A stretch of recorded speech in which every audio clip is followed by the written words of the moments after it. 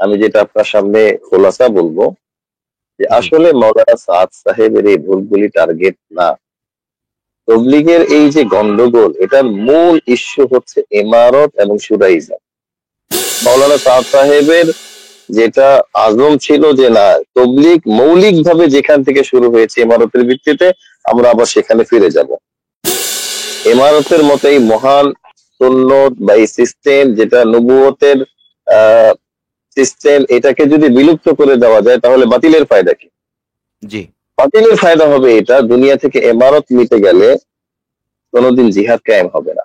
আহ বুখারিস্তানি যেখানে আমি পড়েছি, জামিয়া রহমানিয়া, উনি আমাকে বললেন যে তুমি তাহকিক করো। আমি বললাম কি তাহকিক, কিভাবে তাহকিক করবো? বলে ইউটিউবে মাওলানা সাদ লিখে সার্চ দাও, আমি 17 কথা বলছি, তাহলে তাহকিক চলে আসবে। আমি বললাম হযরত সারা জীবন শিখাইলেন এই নেট ইন্টারনেট থেকে বেঁচে থাকতে, আর তবলিগের এই বিশ্বব্যাপী এই এত বড় জিনিসটা আমি এই ইন্টারনেটে 2 টাকার জিনিস দিয়ে আমি তাহকিক করবো, এটা কিভাবে হয়? বলে তাহলে কি করবা? এরকম কোন কাজ আপনি পুরা দেওবন্দের এই বিশাল সময়ের মধ্যে কি আপনি দেখাইতে পারবেন? বরং দেওবন্দ স্পষ্ট ভাষায় বলেছে যে হাম কিসি কে জানেবদার নেই হ্যায়, আমরা কারো পক্ষে নই। এবং আরেকটা আমি অডিও ওনাকে আমি দিয়েছি, দেখেন মাওলানা আরশাদ মাদানী সাহেব, উনি ছাত্রদের মজলিসে এই হালত আসার আগে 16তে বা 17তে ছাত্রদেরকে বলেছে যে তালাবা আয় মাদারিস ওয়ালে, তোমরা তবলিগের এই ইখতিলাফের মধ্যে জড়ায়ও না। যদি তোমরা তবলিগের এই ইখতিলাফের মধ্যে জড়াও তাহলে ওয়ালা মাদারিস হালাক হয়ে যায়গা, মাদ্রাসা ধ্বংস হয়ে যাবে, মাদ্রাসার পড়াশোনা শেষ হয়ে যাবে। ওনাদের দাবি যেটা যে আপনি ইমারত ছেড়ে দেন। আপনি আমাকে ইমারত ছেড়ে দিতে বলছেন কেন? আমি কি চরমলাই পিস্তাবকে বলবো যে আপনি ইমারত ছেড়ে ছেড়ে দিয়ে শুরাই নিজাম কায়েম করেন? আমি যেমন মাদ্রাসায় যে বলবো যে আপনি মুহতামিম সিস্টেম শেষ করে দিয়ে আপনি এখানে শুরা সিস্টেম কায়েম করেন? বাংলাদেশের সমস্ত মাদ্রাসা চলতেছে এমারতের সিস্টেমে, বাংলাদেশের সমস্ত ইসলামী আন্দোলন চলতেছে এমারতের সিস্টেমে, আফগানিস্তান চলতেছে এমারতের সিস্টেমে। আপনি ইসলামী সিস্টেমকে বিলুপ্ত করে আপনি শুরাইজমের প্রতি কেন আসতে বলছেন? আমি শুরাইজম না যায় যেটা আমি এর দিকে আমি যাব না। আমি বলছি যে এমারত সুন্নত নিয়মতান্ত্রিক ভাবে সকল ওলামায়ে কেরামকে আমরা দাওয়াত দিব। কারণ আমাদের প্রতিপক্ষ ওলামায়ে কেরাম না, আমাদের প্রতিপক্ষ হুদায়র সাহেবের গ্রুপ না, আমাদের প্রতিপক্ষ হচ্ছে একটা বন্ধুরা, আজ আমরা আলোচনা শুনবো মাওলানা সাদ সাহেবের উপরে অভিযোগ সমূহ এবং কি তার জবাব শরীয়তের আলোকে। তো এই বিষয়ে আলহামদুলিল্লাহ আমাদের স্টুডিওতে ভার্চুয়ালি যুক্ত আছেন দুইজন মেহমান। প্রথমেই আমরা বলবো মুফতি মুয়াজ বিন নূর দামাত বারাকাতুহু আলিয়া, যিনি চেয়ারম্যান ইত্তেহাদুল উম্মাহ ফাউন্ডেশন, এবং আমাদের আরো একজন বিশেষ অতিথি রয়েছেন মুফতি আজিম উদ্দিন দামাত বারাকাতুহু আলিয়া, যিনি ইমাম ও খতিব কাকরাইল মার্কাজ মসজিদ ও টঙ্গী বিশ্ব ইজতেমা ময়দান। মুফতি আজিম উদ্দিন সাহেব আমাদের টঙ্গী ইজতেমার ইমাম সাহেব ও কাকরাইল মার্কাজের ইমাম সাহেবের সাথে আমরা একটু সালাম বিনিময় করে আসি। আসসালামু আলাইকুম মোহতারাম, কেমন আছেন? ওয়ালাইকুম আসসালাম ওয়া রাহমাতুল্লাহি ওয়া বারাকাতুহু। আলহামদুলিল্লাহ, আল্লাহ পাকের মেহেরবানি, অনেক ভালো আছে, অনেক ভালো আছে। আলহামদুলিল্লাহ, আমরাও ভালো আছি। আমাদের মাঝে আমরা মুফতি মুয়াজ বিন নূর সাহেবকেও পেয়ে গেছি। আসসালামু আলাইকুম মোহতারাম, আপনি কেমন আছেন? ওয়ালাইকুম আসসালাম ওয়া রাহমাতুল্লাহ। আলহামদুলিল্লাহ, আল্লাহ সুবহানাহু ওয়া তাআলা সর্বদিক থেকে ভালো রাখছেন। সফরে আসছি, আলহামদুলিল্লাহ। ধাক্কা খেতে খেতে কথা বলবো আর কি। জি জি, ইনশাআল্লাহ আমরা শুনতে পাচ্ছি, আপনার সাউন্ড ক্লিয়ার আছে, দুজনেরই সাউন্ড ক্লিয়ার আছে, আল্লাহর মেহেরবানি।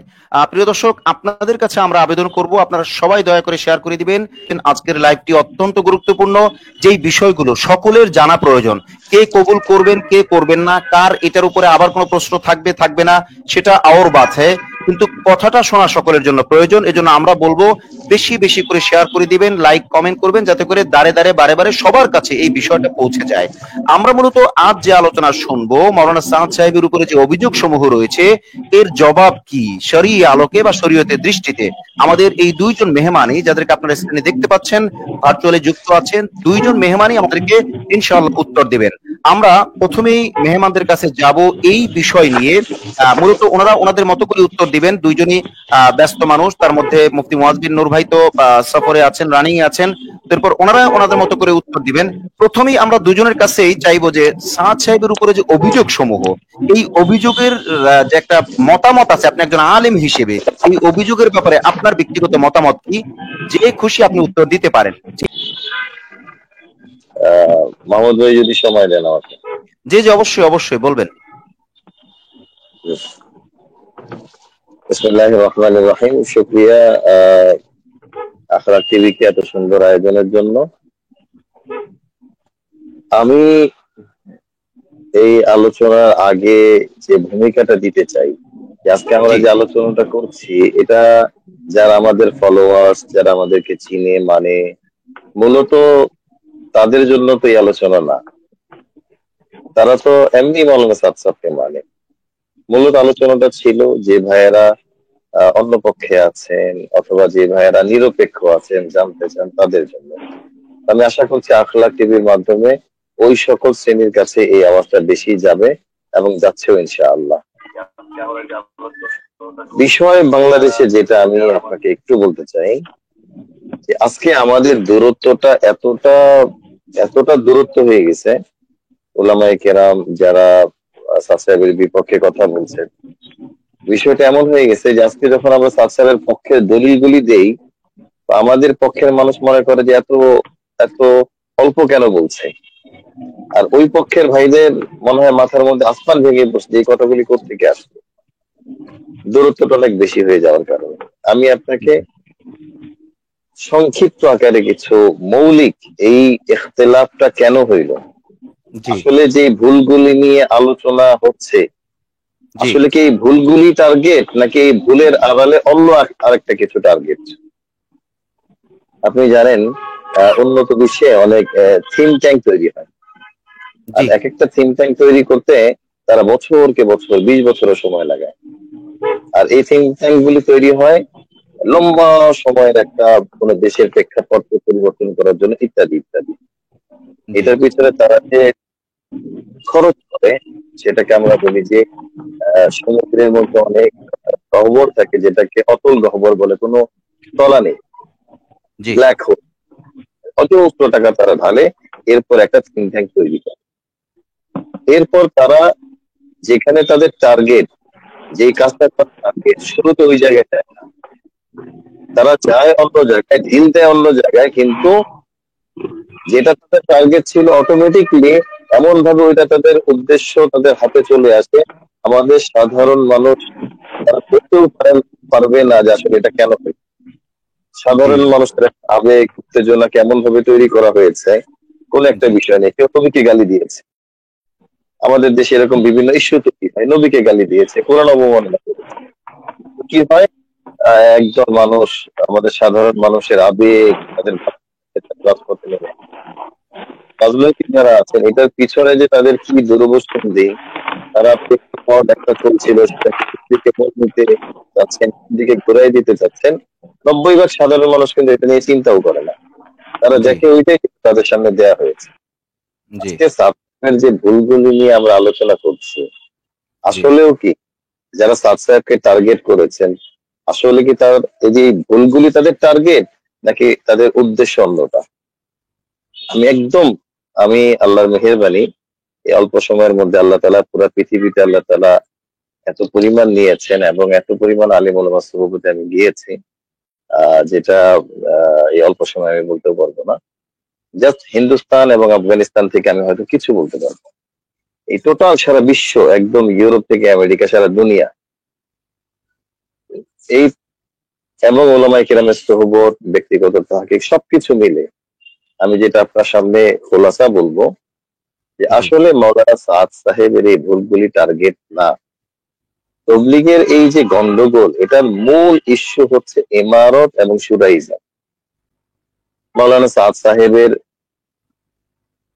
পিতামহ যারা ছিলেন, দাদা পরদাদা যারা ছিলেন, ইমারতের ভিত্তিতে এক আমির এটা পরিচালনা করেছেন, 3বার এভাবেই পরিচালিত হয়ে আসছে। মহতারাম মহতারাম, এখানে আপনাকে একটু যোগ করতে চাই আপনার সাথে, এটা আমজনতার বোঝার জন্য। এই ইমারাত আর শুরাই নিজাম, এই দোনোটার কোনোটাই কি শরীয়তের অকাট্য দলিলের মতো, যেমন জোহরের নামাজ 4 রাকাত, আসরের নামাজ 4 রাকাত, মাগরিব 3 রাকাত, এরকম কোন ফরজ বিধান কিনা, কোনোটা বা দোনোটা? হুজুর সাল্লাল্লাহু আলাইহি সাল্লামের জীবদ্দশায় রাসূলুল্লাহ সাল্লাল্লাহু আলাইহি সাল্লাম কোন একটা জামাত পাঠিয়েছেন, অথচ জি তার আমির নির্বাচন করেন নাই, এরকম কোন দলিল আমি আপনার মাধ্যমে আমি সবার কাছে পেশ করছি, কেউ দেখাতে পারবে? এবং রাসূল সাল্লাল্লাহু আলাইহি সাল্লামের কথা হচ্ছে যে 3 জন কোন সফরে গেলে একজন যেন আমির হয়। আমরা 3 দিন জামাত থেকে শুরু করে 3 চিল্লা 1 বছরের জামাত পাঠাইলো, এখানে একজন আমির নির্ধারণ করি। জি ওমর রাদিয়াল্লাহু তাআলা আনহুর যেটা বিখ্যাত উক্তি, লা ইসলাম ইল্লা বিল জামা ওয়ালা জামা ইল্লা বিল ইমারা ওয়ালা ইমারা ইল্লা বিত তাআ। ইসলাম কায়েমই হইতে পারে না জামাত ছাড়া, জামাত হইতেই পারে না আমির ছাড়া, আমির হইতেই পারে না ইতাআত ছাড়া। স্পষ্ট কথা। আপনি স্বর্ণ যুগের সময়গুলি যদি দেখেন, সিস্টেম তো ইমারত আকরাব ইলা সুন্নাহ, এটা আমার কথা না, এটা সারা বিশ্বের সমস্ত গ্রহণযোগ্য সমস্ত উলামায়ে কেরামের কথা। জি জি মূল বিষয়টা হচ্ছে যে মাঝখানে একটা গ্যাপ, যেখানে তারা কম্বাইনলি 3 জন এই কাজটাকে পরিচালনা করেছেন। সাদ সাহেবের বয়স অল্প ছিল। এখন ওই সিস্টেমটাকে কারো দাবি হচ্ছে যে আমরা এইভাবে সুরাই সিস্টেমটাকে আমরা চিরজীবন বলবৎ রাখবো। মাওলানা সাদ সাহেবের যেটা আজম ছিল যে না, তবলিগ মৌলিকভাবে যেখান থেকে শুরু হয়েছে ইমারতের ভিত্তিতে, আমরা আবার সেখানে ফিরে যাব।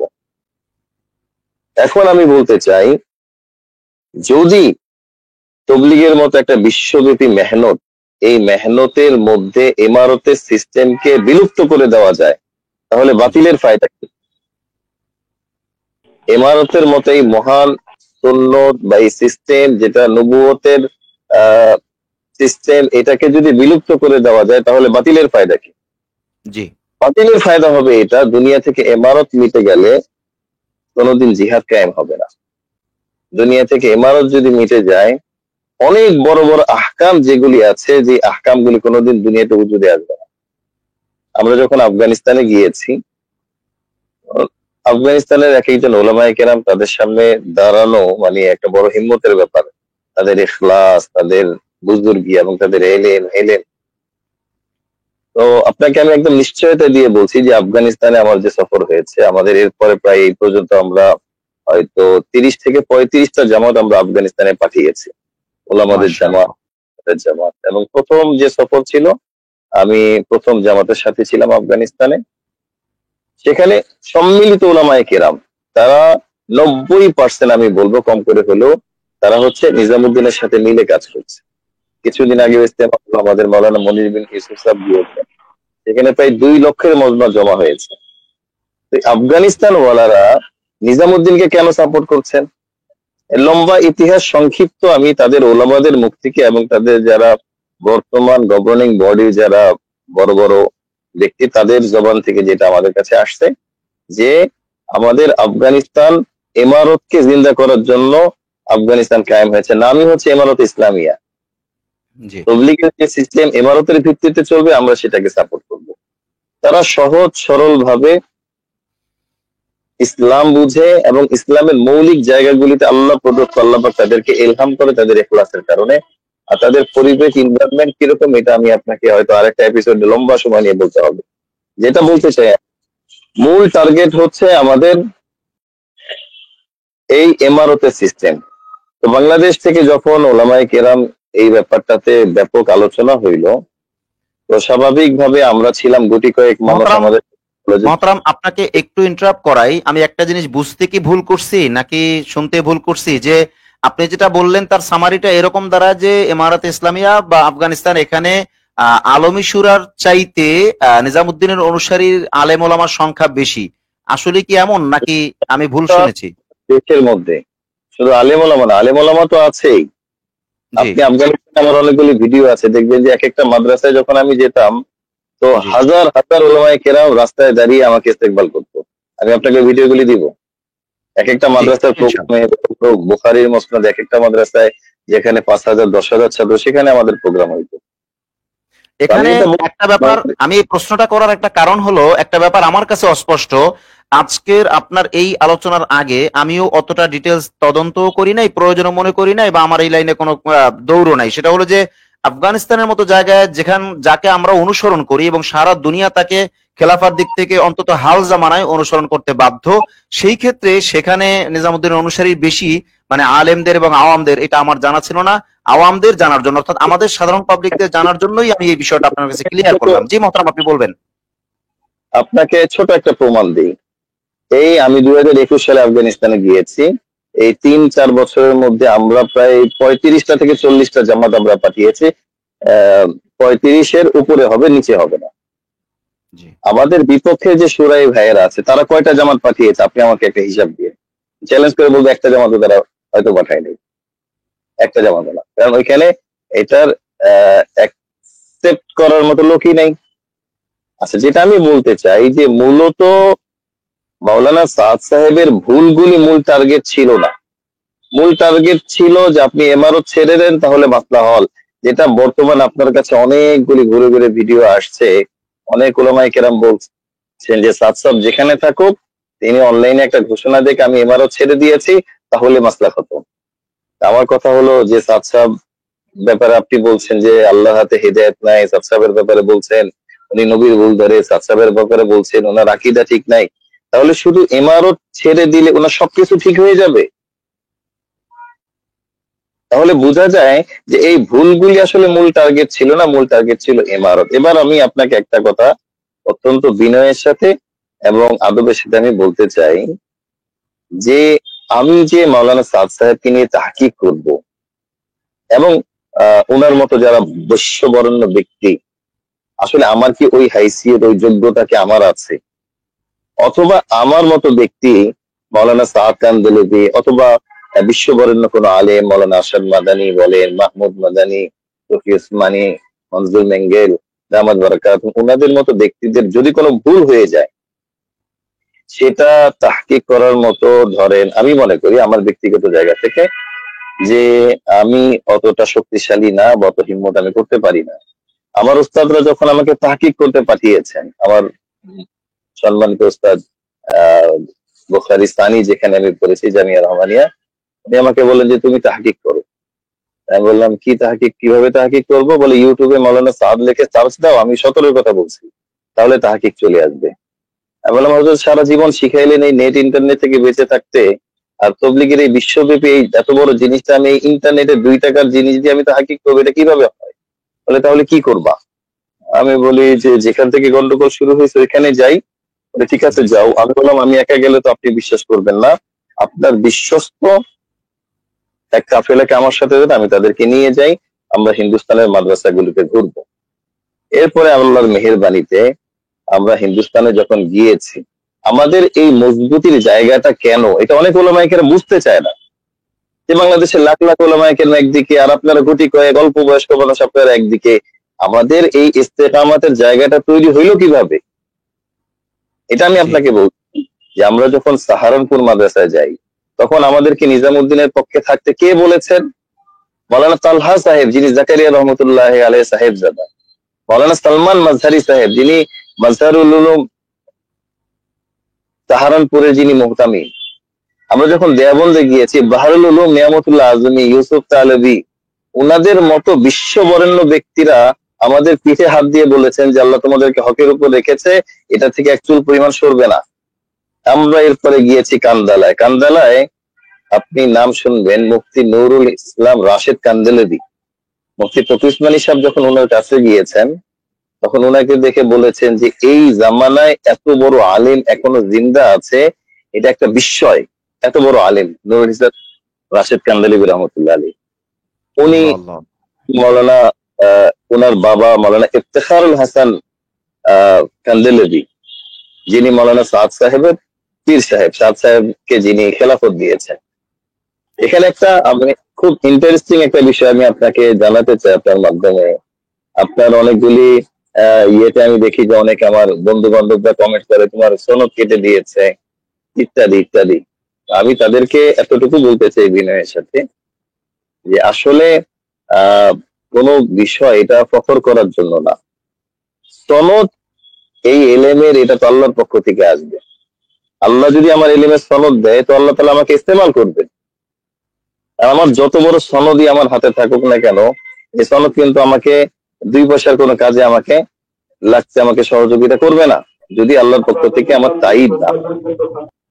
আমিও যখন ইফতেখারুল হাসান কান্দেলভি রহমতুল্লাহ আলাইহির মতো ব্যক্তিদের কাছে গিয়েছি, ওনার মাত্র 2 সনদে উনি রশিদ আহমদ গাঙ্গুহি রহমতুল্লাহ আলাইহি অথবা খলিল আহমদ সাহারনপুরি রহমতুল্লাহ আলাইহি পর্যন্ত ওনাদের সনদ এত ভারী। ওনারা আমাদেরকে সনদ দিতে চেয়েছেন, কিন্তু তখন আমার কাছে এটা বিবেকে বেঁধেছে যে আমি যদি ওনার সনদ গ্রহণ করি তখন আমার উস্তাদ মুফতি মনসুরুল হক সাহেবের চাইতে আমার সনদ অনেক উপরে উঠে যায়। আমার জি কাছে বেয়াদবি মনে হয়েছে, আমি সেখান থেকে সনদ নিইনি। স্বাভাবিক, আমার আদবের জায়গা থেকে আমি নিইনি। এই ধরনের বিশ্ববরেণ্য ব্যক্তিরা। এরপর আমরা শামিলিতে গেলাম। শামিলির পরে আমরা গেলাম যে জামিয়া রহিমিয়া, যেটা দিল্লির ওলিউল্লাহ মুহাদ্দিস দেহলভী রহমতুল্লাহ আলাইহির মাদ্রাসা, সেখানে শেখুল হাদিস সাহেব।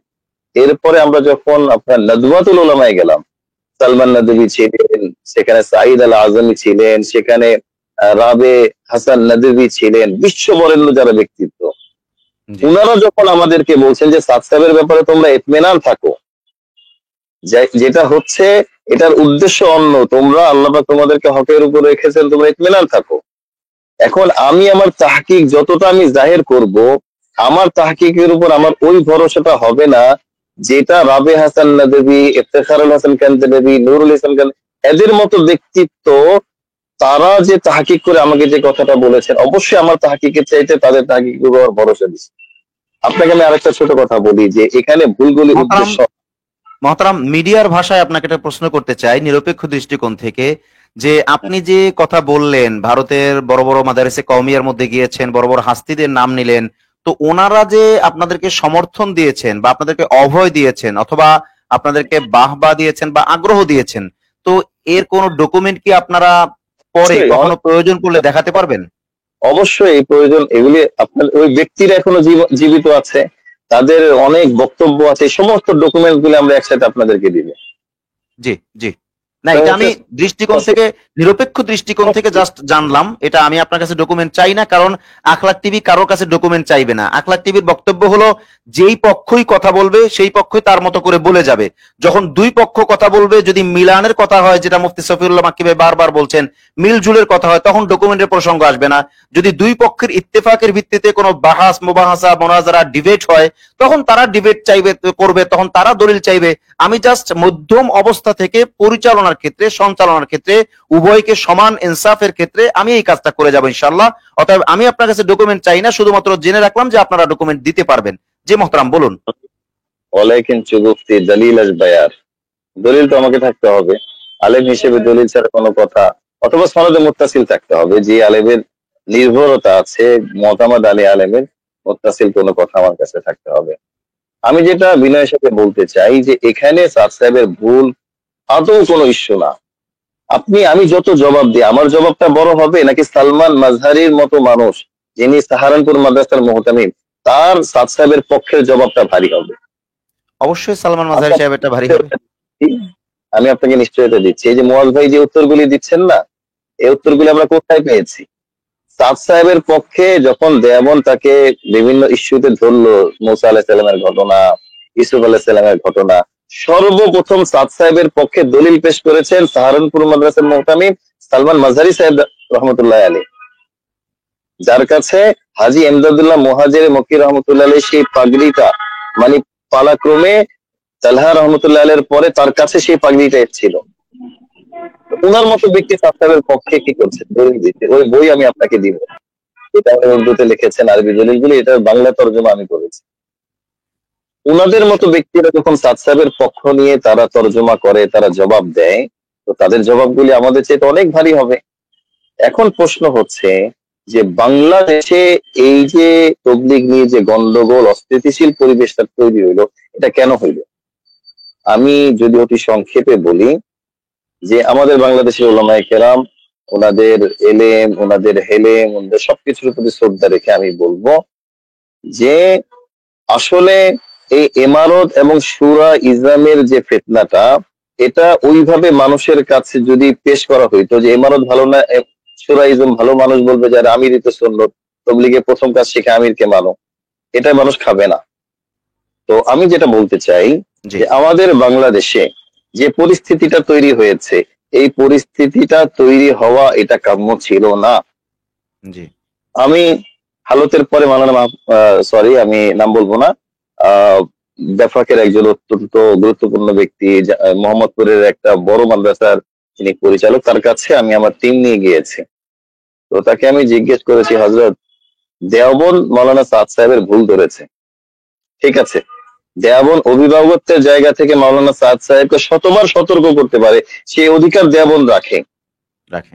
আমি ইখতিলাফের জায়গায় দেওবন্দ সে অধিকার রাখে। সাদ সাহেব তাদের অনেক জুনিয়র, তাদের সেই ভুল ধরারও অধিকার, বলার অধিকার রাখে, সাদ সাহেব মানার অধিকার রাখে।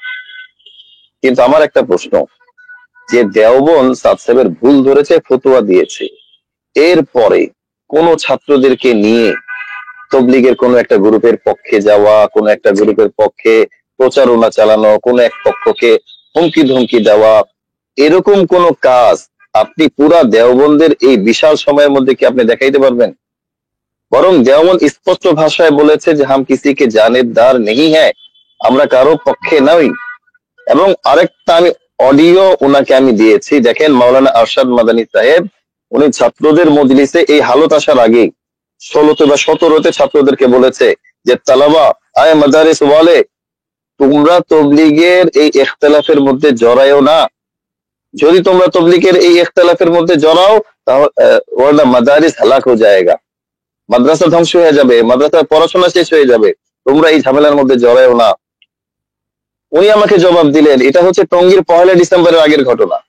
উনি আমাকে বললেন যে এটা হিন্দুস্তানের বিষয়, আমরা এটা বাংলাদেশে মানবো না। আমি বললাম, হিন্দুস্তানের ফতোয়া নিয়ে আপনি সাদ সাহেবের বিরোধিতা করবেন আর হিন্দুস্তানের বিরোধিতার পদ্ধতিকে আপনি অবলম্বন করবেন না, হয়তো এটা তো একটা মানে একটা কেমন কথা হয়ে গেল। এরপরে 1 ডিসেম্বরে যারা আমাদেরকে গালি দেয়, আমি বলবো যে আমাদেরকে গালি না, গালি ওই মাওলানাদেরকে দেওয়া দরকার বা ওই ব্যক্তিদেরকে দেওয়া দরকার যাদের কাছে আরশাদ মাদানী সাহেবের এই কথা যাওয়ার পরও আমাদের নিরীহ ছাত্রদেরকে যারা এই ইখতিলাফের মধ্যে জড়িয়েছে। যে আমাদের স্পষ্ট কথা ছিল যে ছাত্রদেরকে এখানে জড়ানো যাবে না। আজকে ধরেন আমাদের ছাত্ররা আজকে 5ই নভেম্বরে আসছে, কালকে তবলিগওয়ালারা আমরা আরেকটা প্রোগ্রাম, তবলিগওয়ালাদের কাজই তো তবলিগ করা, তবলিগের জন্য প্রত্যেক সপ্তাহে তারা একটা করে বড় আয়োজন করবে। আর মাদ্রাসার ছাত্রদেরকে প্রত্যেক সপ্তাহে সপ্তাহে আমি নিয়ে এই তবলিগওয়ালাদের বিরোধিতাই যদি করতে থাকি, ছাত্ররা পড়াশোনা করবে কোথায়? আমি যেটা বলতে চাই, অত্যন্ত সিস্টেমেটিক ভাবে আমাদের ওলামায়ে কেরাম, আমি বলবো যে ইখতিলাফের মূল গোড়াটা বুঝার আগেই তারা একটা পক্ষ নিয়ে ফেলছে, অথবা একটা পক্ষে যাওয়ার জন্য ওই পরিবেশটাকে এমন ভাবে ক্রিয়েট করা হয়েছে যে ওই সময়ে কেউ যদি এটার বাইরে থাকার কথা চিন্তাও করতো তাহলে তো সে কাফের ফতোয়া পেয়ে ফেলবে, এমন অবস্থা। এরকমই হয় আমাদের, যখন একটা জিনিস কেউ একটা রাজনৈতিক ভাবে কোনো কিছু করতে চায়, এমন পরিবেশ ক্রিয়েট করে যে এর বাইরে কারো থাকার আর কোনো ওয়ে থাকে না। এর জ্বলন্ত উদাহরণ দিচ্ছি আমি আপনাকে 5 নভেম্বরে। 5 নভেম্বরের আগে অনেক ওলামায়ে কেরাম আমাদেরকে বলেছে এইভাবে আসলে সমাবেশের মধ্যে এগুলি সমাধান হবে না, এটা ঘরোয়া ভাবে সমাধান করা দরকার। এরপরে হযরত ওইখানে যে বক্তব্য দিল, আমি বললাম যে কেন বক্তব্য দিলেন? বলে এমন পরিবেশ তৈরি হয়ে গেছে মুফতি সাহেব, আমরা যদি ওইখানে না যাই তাহলে আমাদের চাকরিই থাকবে না, আমাদেরকে কাফের ফতোয়া দিয়ে দিবে। আমি বলবো যে আমাদের বাংলাদেশে ওলামায়ে কেরাম যে তবলিগের একটা পক্ষ নিয়েছে, এই একটা পক্ষ নেওয়াটা ছিল সম্পূর্ণ দেওবন্দের নাহাজের খেলাফ। 2 নম্বরে আমাদের ওলামায়ে কেরাম মাদ্রাসা ছাত্রদেরকে যে মাঠে নামিয়েছিল, এটা ছিল তাদের অত্যন্ত বড় বলবো যে তাসামু, যে আমাদের ছাত্রদের ফিউচার ধ্বংসের জন্য এটাই যথেষ্ট, যে তাদের কিন্তু পড়ালেখার বাইরে এরকম একটা। মহতারাম, এখানে নিরপেক্ষ দৃষ্টিকোণ থেকে একটা প্রশ্ন তুলতে হয়, সেটা হলো যে তুলতে হয় মানে জানাইতে হয় আপনাকে, ওনাদের পক্ষ থেকে কিন্তু তরুণ আলেমরা অনেকে এই কথা আকলা টিভিতেও বলেছে যে সাদ সাহেব যদি দেওবন্দে গিয়ে রুজু করেন কিসসা খতম, বাস আর এ নিয়ে আর কোনো কথা থাকবে না। এই ব্যাপারে আপনি কি মন্তব্য করবেন? চমৎকার কথা বলেছেন। আপনি আমাকে বলেন যে দেওবন্দ কি একবার বলেছে যে সাদ সাহেব যদি দেওবন্দে আসে তাহলে কিসসা খতম? কিন্তু দেওবন্দের পক্ষ থেকে দেওবন্দ তো এই কথা অভিযোগ বলে আছে। নাই, দেওবন্দ তো তাকে আসতে বলে নাই। দেওবন্দ ওনার কাছে রুজু চেয়েছে, উনি 4 বার রুজু করেছেন। এরপর দেওবন্দ আমাদের বাংলাদেশি প্রতিনিধি যাওয়ার পর বলেছেন মৌখিক রুজু করতে হবে। সাদ সাহেব নিজামুদ্দিন মার্কাজে কমপক্ষে 5000 মানুষের সামনে মৌখিক রুজু করেছেন। মাওলানা আরশাদ মাদানী সাহেবকে আমাদের ওয়াসিফ ভাই জিজ্ঞেস করেছেন, হয়তো মৌখিক রুজু করলে কি সব শেষ? উনি বললেন যে হ্যাঁ, মৌখিক ভাবে মুসা আলাইহিস সালামের ঘটনা থেকে রুজু করলে সব শেষ। এই যে যত ভুলগুলি আছে, আমি আপনাকে বিনয়ের সাথে বলবো, আসলে এই ভুলগুলি কোনো মাকসাদ না। সাদ সাহেব যদি এই ভুলগুলি থেকে আপনারা বলেন যে সাদ সাহেব এই ভুলগুলি থেকে রুজু করুক, তাহলে সব ঘটনা খতম, সব খেলা শেষ, সব খেলা ফতে হয়ে যাবে। আপনি এই গ্যারান্টি আপনি দিতে পারবেন? 100 বার উনি রুজু বিষয়টা তো মুফতি সাহেব, মুফতি আজিমউদ্দিন সাহেব মহতারাম, আমি সবিনয়ে বলবো আপনাকে, আমি একজন মাঠ পর্যায়ের কর্মী, এবং আমি মিডিয়াতে কথা বলি বিদায় এখন বিষয়টা জড়ায় গেছে, এই জন্য উম্মাহ দরদি হয়ে উম্মার কল্যাণে কথা বলা। এবং আমি আমার দৌড়টা সম্পর্কে আপনাকে হয়তো বলা হয় নাই, আমি আপনাকে আমার দৌড়টা সম্পর্কে বলি। এই মিডিয়ার মাধ্যমে অন্তত এতটুকু কাজ হবে অলরেডি আমরা শুনে ফেলেছি, এবং আমাদের কাছে মেসেজ আসতেছে যে আম জনতা যারা আছে দুই পক্ষেই, এদের মধ্যে কিছুটা কাদা সরাসরি কমতেছে, এদের মধ্যে কিছুটা ভুল বুঝাবুঝি নিরসন হইতেছে, বাস মাঠ পর্যায়ে। অর্থাৎ আমাদের কাজের দ্বারা, মানে আখলাক টিভির কাজের দ্বারা বিরাট কিছু হয়ে যাবে এমন না, কিন্তু আমরা রোনাজারি করতেছি, আমরা চেষ্টা করতেছি, উভয় পক্ষে কথার জন্য আমরা স্পেস দিতেছি, এতটুকুই বাস। বাকি আপনি যে আমাকে জিম্মাদারির কথা বলবেন, এই দুঃসাহস আমি কিভাবে দেখাবো? কারণ আমার অবস্থা তো মাঠ পর্যায়ে। জি মহতারাম। চমৎকার বলেছেন, চমৎকার বলেছেন। আমি আপনাকে আমার জায়গা থেকে পরিষ্কারভাবে বলছি যে সাদ সাহেবকে আপনি বলেন যে দেওবন্দ, আপনারা আপনারা কোনো একটা কথা বলেন। কেউ বলছেন উনি দেওবন্দে গেলেই তো ঘটনা শেষ, কেউ বলছেন যে উনি তো তওবা করলে ঘটনা শেষ, আমি 5 নভেম্বরের বক্তব্য থেকে বলছি। কেউ বলছেন যে উনি আর কিয়ামত পর্যন্ত বাংলাদেশে আসতে পারবেন না, কেউ বলছেন যে উনি ইমারত ছেড়ে দিলে তো ঘটনা শেষ। আপনারা একটা কথা বলেন যে সাদ সাহেব কি করলে ঘটনা শেষ হবে। আপনারা বলবেন উনি এমারত ছেড়ে দেখ। সাদ সাহেব তো এই কথা রাজি আছে, ঠিক আছে এমারত আমি ছেড়ে দিই, এমারত ইয়াসুন না। আপনারা যদি এমারতের জন্য আরো ভালো কাউকে পান, তাকে আমির বানান। তারা তো আমিরের প্রস্তাব দিচ্ছে না যে সাদ সাহেবকে আমার ভালো লাগে না, সাদ সাহেবের চেয়ে ভালো আরেকজন ব্যক্তি পেয়েছে, তাকে আমরা আমির বানাই। সাদ সাহেব তো এই কথা বলেছেন যে আমার চাইতে যোগ্য কাউকে আমির হিসেবে পেশ করা হইলে তো সাদ এটা সাহেব তেমন। কি সাদ সাহেব কি এটা বলেছেন যে আমার চাইতে ভালো কাউকে যোগ্য পাওয়া গেলে আপনারা আমিন নেন, এরকম কি বলেছেন? এটা আমি মুত্তাসিল সনদের সাথে আমি বলবো না, আমি জি বিল ওয়াসেত আমি যেটা শুনেছি সেটা আমি আপনাকে জি পরিষ্কার জি বলবো জি যে ওনাদের দাবি যেটা যে আপনি এমারত ছেড়ে দেন। আপনি আমাকে এমারত ছেড়ে দিতে বলছেন কেন? আমি কি চরমোনাই পীর সাহেবকে বলবো যে আপনি এমারত ছেড়ে দিয়ে শুরাই নিজাম কায়েম করেন? আমি যেমন মাদ্রাসায় যে বলবো যে আপনি মুহতামিম সিস্টেম শেষ করে দিয়ে আপনি এখানে শুরা সিস্টেম কায়েম করেন? বাংলাদেশের সমস্ত মাদ্রাসা চলতেছে এমারতের সিস্টেমে, বাংলাদেশের সমস্ত ইসলামী আন্দোলন চলতেছে এমারতের সিস্টেমে, আফগানিস্তান চলতেছে এমারতের সিস্টেমে। আপনি ইসলামী সিস্টেমকে বিলুপ্ত করে আপনি শুরাইজমের প্রতি কেন আসতে বলছেন? আমি শুরাইজম না যায় যেটা আমি এদিকে আমি যাব না। আমি বলছি যে এমারত সুন্নত, কিন্তু এটার বিপরীতে শুরাইজমের কোন হাইসিয়ত নাই। একদিকে ইমারতকে রাখেন, আরেকদিকে শুরাকে রাখেন, এটা কোনো হাইসিয়ত নাই। আমি এতটুকু বলতে, এতটুকু বলে আমি বিদায় নিব। আমাদের যে ইখতিলাফ হয়েছে, আমি বলবো এই ইখতিলাফকে পরিকল্পিতভাবে তৈরি করা হয়েছে। আমাদের ওলামায়ে কেরাম যে এক পক্ষে গিয়েছেন, এই এক পক্ষে ওনারা যান নাই, এক পক্ষে যাওয়ার জন্য একটা পরিবেশ ক্রিয়েট করা হয়েছে। না হলে যে কাফেলা বাংলাদেশ থেকে হিন্দুস্তানে গেল, দেওবন্দে গেল, মাওলানা ইব্রাহিম দৌলা সাহেবের কাছে গেল, সাদ সাহেবের কাছে, তারা দেওবন্দের পক্ষ থেকে রুজু চাইলো, সাদ সাহেব রুজু করলো। বাংলাদেশে যখন ওনারা এই পুরা সফরের কারগুজারি দিলেন, একবারের জন্য তারা সাদ সাহেব যে রুজু করছেন তারপর থেকে এই ঘটনা তারা কেন উল্লেখ করলেন না? মুফতি কারণ সাহেব, সরি মুফতি সাহেব, আপনাকে একটু ইন্টারাপ্ট করাই। আপনি কিন্তু কয়েকবার রিপিট করেছেন যে মূলত আলমী সুরার আলেমরা এই অবস্থায় যাইতে বাধ্য হয়েছে থার্ড পার্সন বা তৃতীয় একটা পক্ষ এটা করছে। আমরা কোনো নাম না নেই, আমি আপনার কাছে নাম জিজ্ঞাসা করব না, কিন্তু সেই তৃতীয় পক্ষ যদি আপনাদের কাছে চিহ্নিত হয়, তাহলে তাদের কাছে গিয়ে বিনয়ের সাথে হাতে পায়ে ধরে কি এটা বলা যায় না যে ভাই উম্মার কল্যাণে চলেন, আমরা সবাই এক হয়ে যাই, আপনারা এই পরিবেশটা ক্রিয়েট করেছেন পর্দার আড়ালে, কোনো মিডিয়া দিয়ে না, আপনাদের দ্বারা এটা হইছে, তো এটা দ্বারা তো উম্মার ক্ষতি হয়ে যেতেছে, তো আপনারা এটা মিনিমাইজ করেন, আমরা সবাই মিলে আবার একসাথে যাই। এইভাবে একটা উদ্যোগ নেওয়া হয়েছে কিনা বা ফলপ্রসূ কোনো উদ্যোগ নেওয়া যায় কিনা? শতবার বলেছি, এখনো আমরা স্পষ্টত আমরা লিখিত ভাবে ওলামায়ে কেরামের কাছে দিচ্ছি। আমরা ওলামায়ে কেরামের কাছে মাযরাত এই করছি যে আমাদের কোনো বিষয়ে যদি এটা আদবের খেলাফ হয়, সেটা আপনারা উম্মত হিসেবে, উম্মত সবাই আপনারা উম্মতের অভিভাবক, আপনারা জোবায়ের সাহেবের গ্রুপের যেমন অভিভাবক, এতাআতের এই বিশাল জামাতের অভিভাবক আপনারা। কেন আপনারা একটা অভিভাবকের জায়গা থেকে আপনাদের ছেলে থাকবে, এক ছেলে পক্ষে যাবে, একটা ছেলে বিপক্ষে যাবে? এরাও তো লাখ লাখ বাংলাদেশের মানুষ, তারাও তাদের বাচ্চাদের কমই বাচ্চাদের পড়ায়। আমাদের কোন একজন সাথী পাবেন যে বাচ্চাদেরকে আলিয়া মাদ্রাসায় পড়ায়? না। আপনারা তো সবই নয়, বারবার আমরা দরখাস্ত করছি যে আমাদেরকে আপনারা কাছাকাছি আসা শুরু করে দেন। এবং আলহামদুলিল্লাহ আপনাকে একটা গুড নিউজ আমি দিতে পারি, আমাদের ভিতরের অনেক বড় মাপের ওলামায়ে কেরাম ওনারা ইতিমধ্যেই একটা কাছাকাছি আসার জন্য তারা সুযোগ তৈরি করতে চাচ্ছে। কারণ আমরা 7 তারিখে যে কনফারেন্সের যে দাওয়াত দিয়েছি, আপনি অবাক হয়ে যাবেন। এই কনফারেন্সে কারা আসতে চাচ্ছে যদি ভিসা হয়, মানে আমি আপনাকে বললে আপনি হতবাক হয়ে যাবে যে কোন লেভেলের মানুষ এখানে আসছে। সারা বিশ্বের বরেণ্য ব্যক্তিরা যখন এখানে এসে উম্মতের মুফতি সাহেব, ইত্তেহাদের মুফতি সাহেব একটা বেখাপ্পা প্রশ্ন করব। অবশ্যই জি, তাহলে সুরাই নিজামের সাথে যারা আছেন, যারা 5ই নভেম্বরে সমাবেশ করেছেন, এনাদের সকলকে আপনারা দাওয়াত দিবেন কিনা? আমি এটা আপনাকে আগেও বলেছি যে আমরা নিয়মতান্ত্রিক ভাবে সকল ওলামায়ে কেরামকে আমরা দাওয়াত দিব।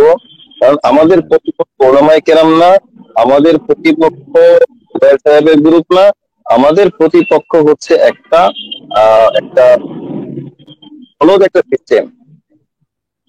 যাই হোক, আমরা আমরা নাম না নেই, যাই হোক এটা পর্দার আড়ালেই থাকুক। জি বলেন। আমরা একটা সিস্টেমের বিপক্ষে, আমরা কোনো ব্যক্তিরও বিপক্ষে না, কোনো গ্রুপের বিপক্ষে না। জি, সে হিসেবে আমরা যে কাউকে, সেটা জুবাইর সাহেবের গ্রুপ হোক অথবা যে কোনো অঙ্গনের মানুষ হোক, আমরা সবাইকে তাদের সুরে কাজী মুতাসিম বিল্লাহ সাহেব রহমতুল্লাহ আলাইহি একটা কিতাব লিখেছেন আপনারা। আমরা মোহতারাম ওই মুফতি সাহেব, মুফতি আজিমউদ্দিন সাহেব, আপনি আপনার প্রশ্ন করবেন। আপনাকে মূলত আমরা মাঝখান থেকে নিয়েছি। তো মুফতি মুয়াজ বিন নূর ভাইকে যে প্রশ্নটা করা হয়েছিল, প্রথম প্রশ্ন যেটা, মাওলানা সাআদ সাহেবের ভুলের ব্যাপারে আলমী শূরার আলেমদের অবস্থানকে আপনারা সঠিক মনে করেন কিনা, অর্থাৎ আলমী শূরার আলেমরা কি ঠিক আছেন নাকি বেঠিক আছেন, এই ব্যাপারে আপনার অভিব্যক্তিটা, আপনার মতামতটা বলবেন যদি। আমি সংক্ষেপে যদি বলি যে আমাদের ওলামায়ে কেরাম, আমাদের মাথার তাজ, ওনারা আমাদের অত্যন্ত সম্মানের। কিন্তু আমি বলবো যে সারা পৃথিবী যেইভাবে ইখতিলাফটাকে দেখেছে, আমাদের অনেক ওলামায়ে কেরাম ইখতিলাফটাকে সেভাবে দেখে। সারা পৃথিবী ইখতিলাফটাকে চিনে যে ইমারত দ্বন্দ্ব, আর বাংলাদেশে ইখতিলাফ হয়েছে সাদ সাহেবের ঈমান নাই, আকীদার দ্বন্দ্ব হয়ে গেছে। বাংলাদেশে এই দ্বন্দ্বটা কোথায় হয়েছে, যে আলেমদের পক্ষে আছে নাকি জাহেলদের পক্ষে আছে। ইখতিলাফটাকে যে রং বাংলাদেশে লাগিয়ে যে দ্বন্দ্ব, যে অস্থিতিশীলতা, যে বিশাল হানাহানির জন্ম দেয়া হয়েছে, সারা পৃথিবী ইখতিলাফটাকে সেভাবে দেখে নাই।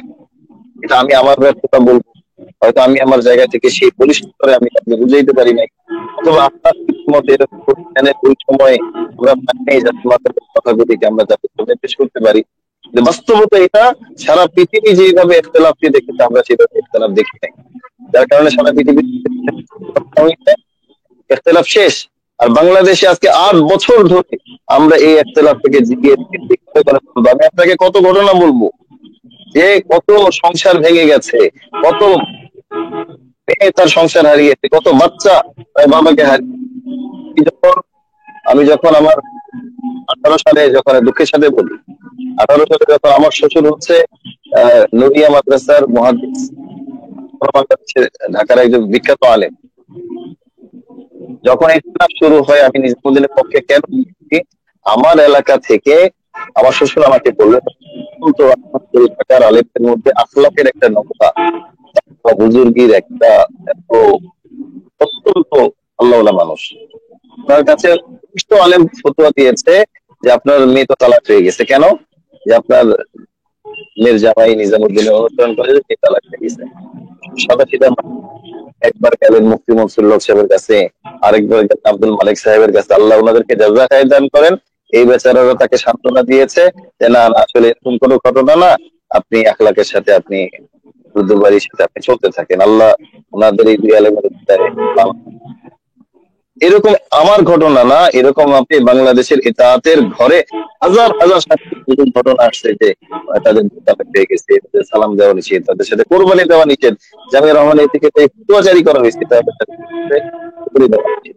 আমি এই দুঃখজনক ঘটনাগুলি কেন আমি বলতে চাই না, আমি এটা বলবো সারা পৃথিবী যে নজরে উঠেছে, আমাদের ওলামায়ে কেরামকে ওইভাবে দেখার প্রেক্ষাপটই তৈরি হয় নাই, এমন একটা পরিবেশ তৈরি করা হয়েছে ওলামায়ে কেরাম এটা চিন্তা করারই সুযোগ পায় নাই। জমহুর জমহুর বলতে বলতে সবাই এক জমহুরের নাম দিয়ে চলে গেছে। আসলে ওই যে মুয়াজ ভাই যেটা বললেন, যারা বুনিয়াদ যেটা এটা তৈরি করেছে, তারা নিজেরাই জানেন না যে এই অডিও ক্লিপ গুলি কোথেকে আসছে।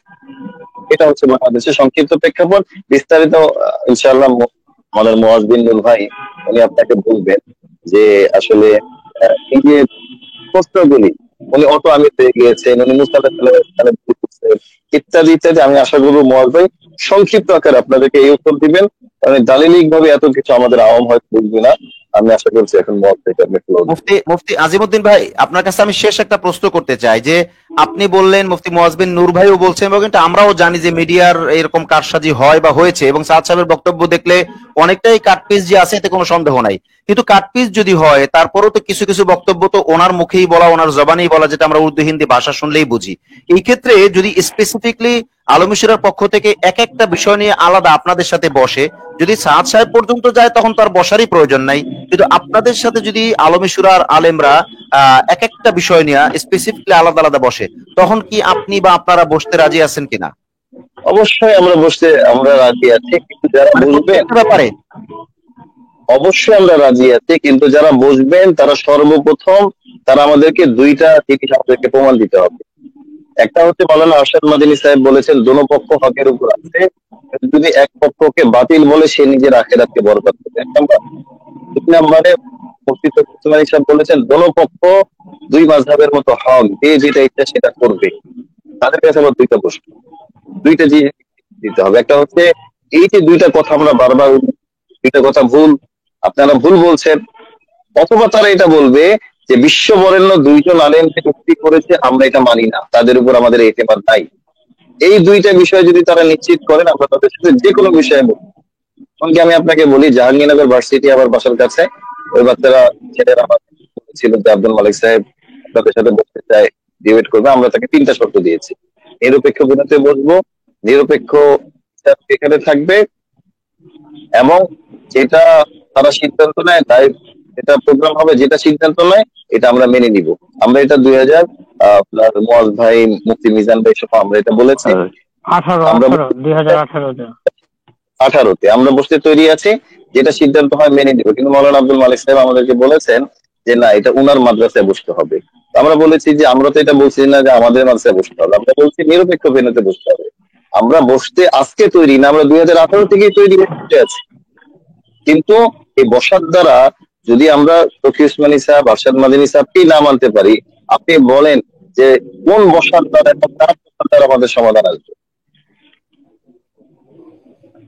আসলে মহতারাম, আপনি যে প্রশ্নটা তুলছেন যে কোন বসার দ্বারা সমাধান আসবে, আমি আসলে ওইটা নিজে আমিও বুঝি না, কারণ আমি মাঠ পর্যায়ের মানুষ। আমার বক্তব্যটা হলো হয়েছে কি, যেহেতু বিরাট এক দেওয়াল তৈরি হয়ে গেছে, বিরাট এক মানে পাহাড়, অনেকগুলো পাহাড় মাঝখানে তৈরি হয়ে গেছে, সেই ক্ষেত্রে এটা আস্তে আস্তে কাটলে আমার মনে হয় একটা সময় শেষ হয়ে যাবে। অর্থাৎ বারবার বসলে বারবার সেটা মিডিয়াতে আসতে হবে তা না, মানে বাইদি ভাই বারবার বসতে হবে, বারবার বসতে হবে। আমার মনে হয় এক একটা বিষয় আস্তে আস্তে দূরত্ব কমাইয়া, যেমন 7 বছর 8 বছরে যে পাহাড় তৈরি হয়েছে, এটা আপনি তো হয়তো একদিনে পারবেন না, কোনো পক্ষে হয়তো একদিনে পারবে না। সেই হিসেবে আমাদের দূরত্বটা কমানোর জন্য বারবার বসতে হবে, এটা আমি এইটার পক্ষে। জি মহতারাম। এটা আমি আপনাকে সেই প্রস্তাবনা যেটা দিচ্ছি, এটা ডিবেটের মাধ্যমে হবে না। কারণ আজ পর্যন্ত ডিবেটের ইতিহাস যেটা বলে, কোন এক পক্ষ আরেক পক্ষে মেনে নেয়নি, বরং সে তার নিজের পক্ষে ঝেড়ে গেলেও মজবুত হয়ে গেছে, যেটা আমাদের। জি জি এটা হতে পারে, সেটা হচ্ছে সৌহার্দ্যপূর্ণ পরিবেশের মধ্যে আপনারা বসেন ভাই ভাই হিসেবে। একটা ভাইকে একটা ভাইয়ের কাছে জানতে চাইতে পারে না যে ভাই তোমার এটা তুমি কেন করছো? এবং আমি যদি ভাইকে ওই ভাইয়ের মতো দেখে আমি তাকে আমার উত্তরগুলি দেই, সেখানে কোনো উত্তেজনার পরিবেশ তৈরি না হয়। আজকে যেটা হয়েছে যে মানে আমাদেরকে দেখানো হয়েছে যে আমরা ইসরায়েলের ওইটা করি। আল্লাহ আমাদেরকে মাফ করেন যে কত জঘন্য কথাগুলি বলা হয়েছে, অথচ আমি আমার ব্যক্তিগত জীবনে জানি আমার বাচ্চারা কতদিন, আমার বাচ্চাদের এই হালতের মধ্যে ওষুধ কেনার টাকা ছিল না। মুয়াজ বিন নূর বলতে পারবে যে সারা বাংলাদেশে দৌড়াতে যে তার ঘরের মধ্যে কি অবস্থা ছিল। আমাদেরকে যখন কথাগুলি দেওয়া হয়েছে তখন নীরবে আল্লাহর কাছে কান্না করা ছাড়া আমাদের কোনো কাজ নেই। সেই পরিবেশগুলো তো বসার কথা নয়। কিন্তু যদি আমরা যদি ভাই ভাই হয়ে বসতে চাই, আখলাক টিভির মাধ্যমে হোক বা যে কোনো মাধ্যমে, আমরা তো একটা চাই না। আমরা ওলামায়ে কেরাম থেকে বিচ্ছিন্ন থাকবো, এটা কিভাবে হইতে পারে? ওলামায়ে কেরাম তারা তো ইলমের একটা শানই হচ্ছে তাদের। নিজামুদ্দিন একটা দারুণ কথা তারা বলেন যে ইলমের যে উদাহরণ বুখারীতে আসছে, মাতালুনা বাআসানি আল্লাহু বিহি মিনাল হুদা ওয়াল ইলম কামাতালি গাইথিল কাসির, এলেম হচ্ছে মুষলধারে বৃষ্টির মতো, পানির সাথে উদাহরণ দেওয়া হয়েছে। ওনারা বলেন যে जिस तरह पानी में कोई तकसीम नहीं है, इस तरह उलमा में कोई तकसीम नहीं है, सब उलमा हमारा है। সুবহানাল্লাহ, সুবহানাল্লাহ। আমরা সমস্ত ওলামায়ে কেরাম আমাদের মনে করি। এখন এটা বলতে বলতে আপনাদের এটা ভিতরের কথা না, মনের কথা না ভাই, ইখলাসের ফতোয়া দেওয়ার অধিকার পৃথিবীতে আল্লাহ তাআলা কোনো মুফতিকে দেন, জি জাহির দেখার ফতোয়া দেন। আপনি আমার জাহিরটাই দেখেন। আসেন আমরা বসি ঢাকায় একটি ঘুরের মতো অনেক উদ্যমী কি কোন একটা আপনি সুন্দর একটা পরিবেশের মধ্যে একসাথে বসে চা খাই, ভাই ভাই এক কালিমার বুনিয়াদে কি আমরা বুঝতে পারি না? আমরা কি আল্লাহকে অবশ্যই। এক মানি না? মুহাম্মদ সাল্লাল্লাহু আলাইহি সাল্লামকে নবী মানি না? আমরা কি কাবা শরীফ আমাদের কিবলা মানি না? এতটুকু ওমর রাদিয়াল্লাহু তাআলা আনহু বলেছেন যে কাবা তোমাকে আল্লাহ অনেক শরাফত দিয়েছে, কিন্তু একজন মুসলমানের চেয়ে বেশি মর্যাদা তোমাকে দেয় না। আমরা তো এখনো আপনাদের কালিমার ভাই, এতটা দূরত্ব, এতটা আমাদেরকে ডিস্টার্ব করে আসলে এক কালিমার ছেলের মধ্যে বসি চা খাই। এখন তো সেই পরিবেশটা একসময় বসার পরিবেশ ছিল না, তো আল্লাহ পাকের মেহেরবানি সেই পরিবেশ এখন তৈরি হয়েছে। আমরা বলবো আমরা চাইলে এক জায়গার মধ্যে বসতে পারি, যত আমরা এক জায়গার মধ্যে বসবো তত দূরত্ব দূর হবে। আপনাকে সুসংবাদ, এই 7 তারিখে যেন আমাদের উলামায়ে কেরাম আসেন, আমরা সবাইকে আপনার মাধ্যমে এখান থেকে আমরা উন্মুক্ত দাওয়াত দিচ্ছি। জি দ্বিতীয়ত আমাদের বিশেষ উলামায়ে কেরামদের সবার হাতে হাতে আমরা ইনশাআল্লাহ আমাদের দাওয়াত পত্র পৌঁছে দিব। কোন মাপের উলামায়ে কেরাম আসবে আমরা যদি চিন্তা করতে হবে, কোন মাপের উলামায়ে কেরাম আসবে। ইনশাআল্লাহ ইনশাআল্লাহ। ইনশাআল্লাহ আমরা আশা কবুল। করি যে এর মাধ্যমে আমাদের এই জাতি যে রং টাইমের যে সংঘাত, এটা নিরসন হবে, বাংলাদেশের উত্তর ফিরে আসবে। জি আমিন আমিন, জাযাকুমুল্লাহ মুহতারাম, অত্যন্ত চমৎকার বক্তব্য আপনি দিয়েছেন। এ ধরনের বক্তব্য কন্টিনিউ চললে আমার মনে হয় যে অল্প সময়ের মধ্যেই দূরত্ব কমবে এবং উভয় পক্ষ যখন বসবেন, সবটা মিডিয়াতে আসা জরুরি না। যেটা আপনি বললেন, চায়ের টেবিলে হতে পারে, গোল টেবিলে হতে পারে, ঘরে হতে পারে, মসজিদে হতে পারে, কাকরাইল মার্কাজে হতে পারে, মিডিয়ার বাইরে হতে পারে। যদি আপনি মনে করেন কোনো আলোচনা যে মিডিয়াতে আসা ক্ষতিকারক, তখন সেটা media total not allow, media অ্যালাউই করা হবে না। ওইভাবে করে আপনারা বসবেন, ইনশাআল্লাহ ভালো কিছু আসবে ইনশাআল্লাহ, আমি বিশ্বাস করি, আমরা বিশ্বাস করি। এই যে 1 মাস 2 মাস ধরে আমরা এতবার ঐক্যের কথা, একসাথে বসার কথা আমরা চিৎকার করে বলছি, এখন হতাশা মাঝে মধ্যে বলতে হয় যে তাই আপনারাও একটু বলেন, আপনাদের কেউ একটু বলেন যে টেবিলে বসি। মানে আমরা তো জি চিৎকার ইনশাআল্লাহ। পত্রিকা সব জায়গায় বলছি। আল্লাহ কবুল করুন উভয় পক্ষকে। জি আমি একটু বিদায় নিব আজকে, আমিন। আমার বাস